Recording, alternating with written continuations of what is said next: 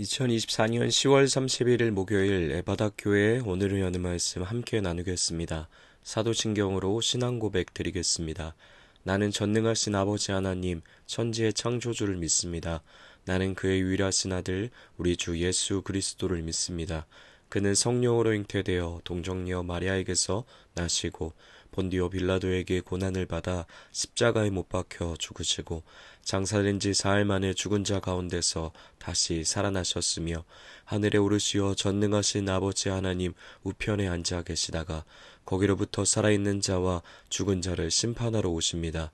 나는 성령을 믿으며 거룩한 공교회와 성도의 교제와 죄를 용서받는 것과 몸의 부활과 영생을 믿습니다. 아멘. 오늘 하나님께서 우리 가운데 주신 말씀은 히브리서 13장 15절부터 19절까지 말씀입니다. 히브리서 13장 15절부터 19절까지 말씀입니다. 우리 다 찾으셨으면 우리 함께 말씀 봉독하도록 하겠습니다. 그러므로 우리는 예수로 말미암아 항상 찬송의 제사를 하나님께 드리자. 이는 그 이름을 증언하는 입술의 열매니라. 오직 선을 행함과 서로 나누어 주기를 잊지 말라. 하나님은 이 같은 제사를 기뻐하시느니라. 너희를 인도하는 자들에게 순종하고 복종하라. 그들은 너희 영혼을 위하여 경성하기를 자기들이 청산할 자인 것 같이 하느니라. 그들로 하여금 즐거움으로 이것을 하게 하고 근심으로 하게 하지 말라. 그렇지 않으면 너희에게 유익이 없느니라. 우리를 위하여 기도하라. 우리가 모든 일에 선하게 행하려 함으로 우리에게 선한 양심이 있는 줄을 확신하노니 내가 더 속히 너희에게 돌아가기 위하여 너희가 기도하기를 더욱 원하노라. 아멘. 오늘 말씀은 아니지만 구약의 미가서 6장에 보면 이런 내용의 말씀이 있습니다. 6장 6절부터 8절까지가 그 내용인데요. 하나님이 진정으로 기뻐하시는 예배가 무엇인가에 대한 답을 들려주기 위해서 미가 선지자는 이러한 질문을 던집니다. 내가 무엇을 가지고 여호와 앞에 나아가며 높으신 하나님께 경배할 수 있을까? 내가 번제물로 1년 된 송아지를 가지고 하나님 앞에 나아가 제사를 드리면 하나님이 기뻐하실까? 이런 질문을 미가 선지자가 던집니다. 그리고 바로 이어지는 8절 말씀에서 그 질문에 대한 답을 이렇게 선언하는데요. 8절 말씀을 제가 읽어드리도록 하겠습니다. 미가서 6장 8절입니다. 사람아 주께서 선한 것이 무엇임을 내게 보이셨나니 여호와께서 내게 구하시는 것은 오직 정의를 행하며 인자를 사랑하며 겸손하게 내 하나님과 함께 행하는 것이 아니냐. 아멘. 우리가 미가 선지자의 대답을 보면 하나님이 기뻐하시는 예배가 얼마나 영적인 것들 뿐만 아니라 실제적이고 우리의 삶과 긴밀하게 연결되어져 있는 것인지를 깨닫게 되는 것 같습니다. 우리가 어제 말씀을 통해 들었던 것처럼 하나님이 원하시는 예배는 단순히 한순간에 드려지는 열심의 예식이 아니라 우리의 전 삶이 묻어나 있고 우리의 전 존재가 함께 드려지는 그런 삶의 예배를 주님이 기뻐하시는 것을 우리는 알게 됐는데요. 이런 예배에 대한 가르침, 하나님이 기뻐하시는 진정한 예배에 대한 가르침은 미가서뿐만 아니라 성경 전반에 걸쳐서 구약이든 신약이든 동일한 방향성으로 우리를 인도해 갑니다. 오늘 우리가 읽은 히브리서 말씀도 이와 동일한 방향성과 가르침을 우리에게 전해주고 있는 것이죠. 도전해오는 고난과 어려움 속에 있던 히브리서 안의 공동체들을 향해 그들이 근본적으로 붙들어야 할 예수 그리스도의 복음을 히브리서는 12장까지 할애하여 간곡하고 권면하며 가르침을 그들에게 전해 주었습니다. 교회가 초대된 복음, 교회가 초대된 예수 그리스도의 세계와 믿음이 얼마나 존귀하고 보배로우며 부족함이 없는지에 대한 가르침을 전해주고 다시 한번 교회가 그 복음만을 예수 그리스도의 복음만을 붙들어야 함을 설파했던 것이죠. 그리고 이제 그 끝지점인 13장에 와서는 그 믿음을 가지고 교회는 자기에게 주어진 삶, 그러나 녹록치 않은 고난과 어려움의 삶 속에서 어떻게 실제적으로 믿음을 발현하며 복음을 표현하며 살아가야 하는지를 가르쳐주고 있습니다. 그 핵심은 예배였습니다. 하나님이 기뻐하시는 예배를 드리는 것, 그것이 예수 그리스도 안에 믿음과 삶의 닷을 내리고 살아가는 교회가 나아가야 할 중요한 방향성이었던 것이죠. 그러나 이 예배는 옛 언약 안에 살아가던 이스라엘 백성이 잘못 드렸던 예배처럼 삶과 마음과 동떨어져 있는 행위적인 예배가 아니었습니다. 이제 교회는 새 언약으로 초대되었고 새 언약의 백성으로 예수 그리스도를 통해 진정한 예배, 참된 예배를 드릴 수 있는 생명의 길로 초대되었던 것이죠. 그래서 이제 교회는 예수 그리스도 안에서 온전한 마음과 거룩한 삶을 통해 찬송의 제사를 하나님께 드리는 삶을 오늘 15절의 고백처럼 항상 신실하게 끊임없이 살아내야 했던 것입니다. 그래서 13장의 소제목과 같이 하나님이 기뻐하시는 제사라는 주제를 말하고 있지만 그 내용을 긴밀하게 살펴보면 전부 형제를 사랑하는 것, 환대하는 삶, 거룩한 삶, 돈을 사랑하지 않는 것과 같이 삶과 실제적으로 긴밀히 연결되어져 있는 삶의 예배에 대한 가르침을 전해주고 있는 것을 우리는 볼 수 있습니다. 그러면 우리는 어제 말씀에 이어서 13장 15절부터 19절이 우리에게 전해주고 있는 하나님이 기뻐하시는 진정한 예배가 무엇인지 다시 한번 긴밀하게 확인해 보도록 하겠습니다. 우리 먼저 오늘 말씀 16절 다시 한번 읽어보겠습니다. 말씀 16절입니다. 오직 선을 행함과 서로 나누어 주기를 잊지 말라. 하나님은 이 같은 제사를 기뻐하시느니라. 아멘. 16절은 직접적으로 하나님이 기뻐하시는 예배가 이것이다 라고 우리에게 선언해 주고 있는데요. 선을 행하며 다른 이들의 필요와 어려움을 모른 채 하지 않고 나눔의 미덕을 삶으로 살아갈 것을 말씀하고 계십니다. 다른 이의 어려움과 필요를 위해 기꺼이 나의 것을 희생하며 그것이 실제적인 재정이 될 수도 있고 나의 시간과 나의 재능과 나의 삶을 내어놓고 서로를 향해 체험을 경험하는 삶을 살아낼 것을, 그것을 하나님이 기뻐하시는 예배가 된다라고 가르치고 있는 것이죠. 또 어떠한 삶을 살아내는 것이 아름다운 예배자의 삶이라고 권면하고 있을까요? 우리 오늘 말씀 17절, 이어지는 17절 말씀 함께 읽어보도록 하겠습니다. 너희를 인도하는 자들에게 순종하고 복종하라. 그들은 너희 영혼을 위하여 경성하기를 자신들이 청산할 자인 것 같이 하느니라. 그들로 하여금 즐거움으로 이것을 하게 하고 근심으로 하게 하지 말라. 그렇지 않으면 너희에게 유익이 없느니라. 아멘.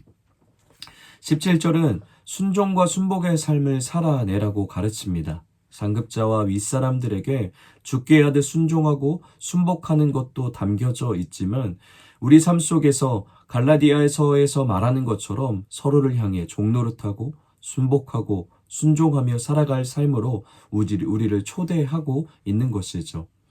그런데 참 가르침은 좋은데 사실 이렇게 살아내는 것이 우리는 쉽지 않음을 알고 있습니다. 나눔이라는 말이, 나눔의 삶이란 말이 가깝고도 먼 것처럼 느껴지는 현실을 우리는 오늘 살아가고 있기 때문이죠.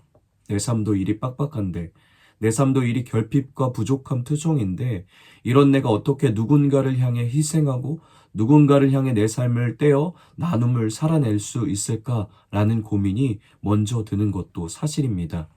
순종하는 것, 순복하는 것도 마찬가지인 것 같습니다. 참 좋은 말이지만 그런데 마음처럼 실제적으로 말씀대로 매 순간 나보다 남을 낮게 여기고 겸손과 낮아짐으로 살아가는 것이 말처럼 그렇게 쉽지 않기 때문인 것이죠.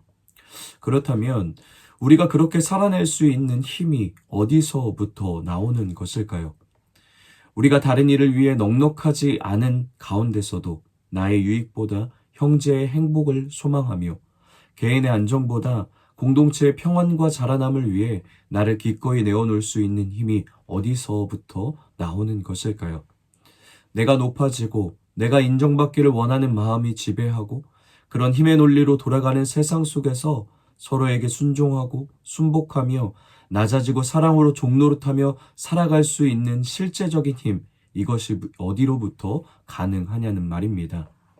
이어지는 18절부터 19절에서 보면 내 기도하기도 바쁜데 그 모든 것을 제쳐놓고 어려움 속에 있는 형제를 위해 그리고 더 나아가서 하나님의 나라를 위해 모든 에너지를 쏟아 간절함으로 중보할 수 있는 힘, 그것이 어디로부터 주어지라는 것이죠. 그 해답을 볼 수 있는 말씀이 바로 15절에 나타나 있습니다. 15절이 우리 삶의 중심에 있을 때, 우리는 이 삶을 겸손히 따라 걸어갈 수 있게 되는 것이죠. 우리 15절 말씀 함께 읽어보도록 하겠습니다. 히브리서 13장 15절 말씀입니다.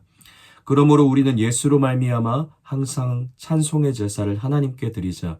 이는 그 이름을 증언하는 입술의 열매이니라. 아멘. 15절에서 보면 교회로 하여금 항상 찬송의 제사를 하나님께 드리라고 선언하고 있습니다.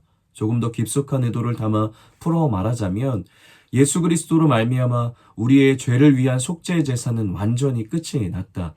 그러니 이제 담대함으로 하나님께 나아가 그분의 이름을 찬양하고 누리며 그분이 행하시는 일을 기뻐하는 예배를 드리라고 선언하고 있습니다. 우리를 위한 예수 그리스도의 구속, 그 십자가와 부활의 은혜, 그 은혜를 항상 기억하며 찬송하며 살아가라는 말인 것이죠. 여러분, 형제를 위해 우리가 어떻게 희생의 삶을 살아갈 수 있겠습니까? 서로를 향해 종노릇하며 순종하며 순복하며 살아갈 수 있겠습니까? 우리의 노력과 힘이 아니라고 히브리서는 가르치고 있는 겁니다. 오직 우리를 향한 예수 그리스도의 구원의 은혜, 우리를 향한 하나님의 사랑을 항상 기억하며 찬양하는 삶이 될 수 있을 때, 그 은혜가 우리의 모든 신앙과 삶을 뒤덮을 때 우리는 그렇게 살아갈 수 있게 되는 것이죠. 왜냐하면 우리를 향한 예수님의 사랑이 이 길을 지나 우리에게 찾아왔기 때문입니다. 자격 없는 우리를 위해 예수 그리스도가 먼저 그렇게 살아내 주셨기 때문인 것이죠. 우리가 어떤 사랑을 받았나요? 예수님은 자기의 물과 피를 아낌없이 다 쏟아 모든 생명을 들여 우리를 품고 사랑해 주셨습니다. 죽기까지 순종함으로 가장 낮은 자의 모습으로 우리에게 오셔서 우리의 더러운 발을 씻기시며 섬김이 무엇인지, 낮아짐으로 형제를 사랑하는 것이 무엇인지 예수님이 손수 보여주셨습니다. 그리고 그분은 우리를 위해 땀이 피가 되도록 하나님 앞에 부르짖으며 기도하셨고 또 지금도 우리를 위해 중보하고 계시는 것이죠. 그 은혜로 우리가 구원을 얻었고 생명을 누릴 수 있게 된 겁니다. 그 은혜를 매 순간 잊지 않고 기억하며 그 은혜에 잠겨 찬양할 수 있을 때 우리는 그분이 가셨던 그 길 또한 겸손히 따라 걸어갈 수 있게 되는 것이죠.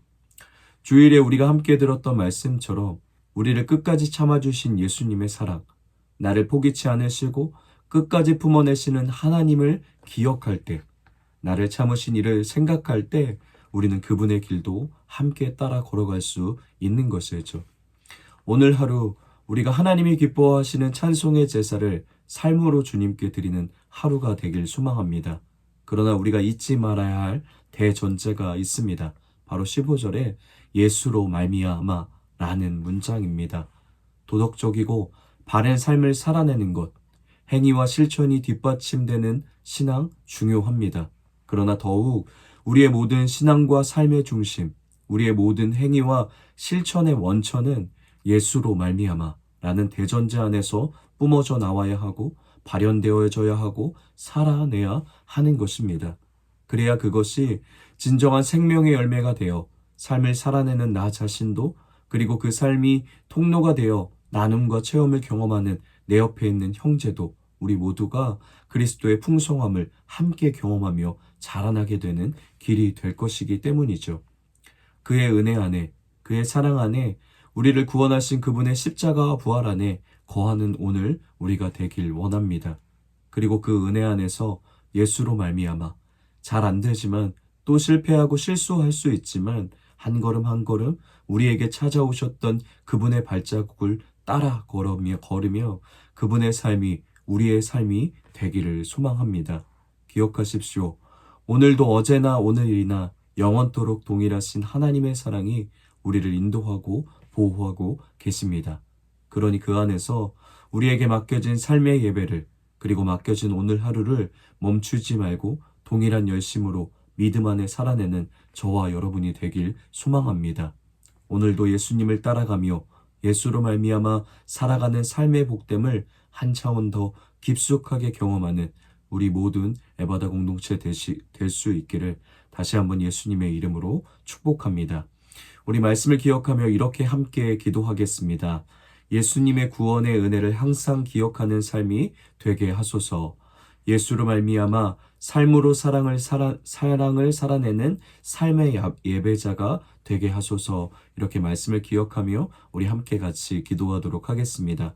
또한 우리 가정을 위해서 교회와 나라와 열방을 위해서 기도하실 때도 예수님의 사랑 안에 모든 가정과 교회와 나라가 서로를 사랑으로 채워주며 나누며 순종과 순복의 열매들을 예수 그리스도 안에서 살아낼 수 있게 해달라고 우리 함께 축복하며 기도하도록 하겠습니다. 오늘 공동체 기도는 우리 정영숙 권사님을 위해서 우리 함께 같이 기도하도록 하겠습니다. 개인의 기도 제목, 만나 사역 가운데 성령님의 역사가 충만케 하소서. 가정을 위한 기도 제목, 우리 가족 모두가 건강하고 성령 충만하여 주신 사명 잘 감당케 하소서. 삶의 현장을 위한 기도 제목, 내가 서는 곳마다 그리스도의 향기가 드러나게 하소서. 교회를 위한 기도 제목, 담임 목사님 안식년 기간 교회가 평안케 하소서. 사회와 나라 온 세계를 위한 기도 제목, 정치, 사회, 경제, 국방이 안정되기를 복음으로 통일이 이루어지게 하소서. 우리 이런 기도 제목을 가지고 계신데 우리 정영숙 권사님을 주님 앞에 올려드리며 하나님 앞에 우리 축복하며 함께 기도하도록 하겠습니다. 모든 삶 속에서 지금도 교회를 위해서 열심으로 매일 기도하시며 맡은 자리에서 사명을 잘 감당하고 계신데 우리 권사님의 삶 속에서 하나님의 나라가 날마다 더욱 뚜렷하게 경험되어지고 하나님의 사랑이 우리 정영숙 권사님을 통해서 가정과 교회와 또 나라 가운데 잘 흘러갈 수 있도록 허락해달라고 우리 축복하며 예수님의 마음으로 축복하며 함께 기도하도록 하겠습니다. 뿐만 아니라 영적인 것들 뿐만 아니라 또한 건강을 위해서도 건강을 지켜달라고 하나님 앞에 올려드리며 중보하며 기도하도록 하겠습니다. 또 각자 개인의 기도 제목, 또 우리 알고 계신 지체들의 기도 제목, 교회를 위한 기도 제목, 또 나라와 열방을 위한 기도 제목을 좀 하나님의 마음으로 십자가를 붙들고 예수 그리스도의 이름을 의지하며 각자의 자리에서 열심으로 기도하신 후에 기도를 마치신 후에 주기도문으로 모든 예배 마치도록 하겠습니다.